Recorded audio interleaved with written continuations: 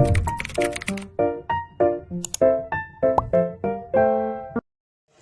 guys, we are from group 8. We'll share how to crimp UTP cable.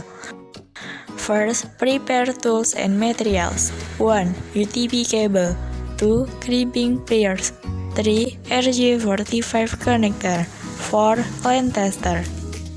Next, peel off the skin of the wires with a paring knife on the crimping pliers and sort them by color. 1. White orange. 2. Orange. 3. White green. 4. Blue. 5. White blue. 6. Green. 7. White brown. 8. Brown.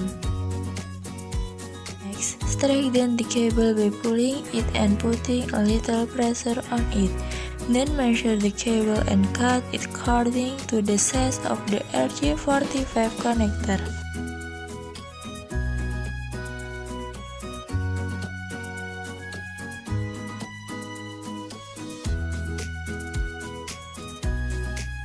After that, input it into the RJ45 connector.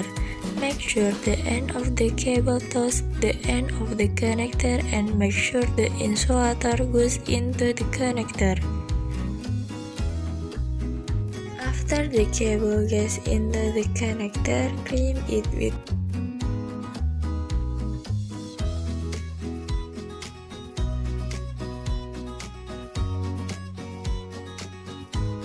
Do it on the other side. Test with line tester. Measure all egg numbers on it and the UTP cable is ready.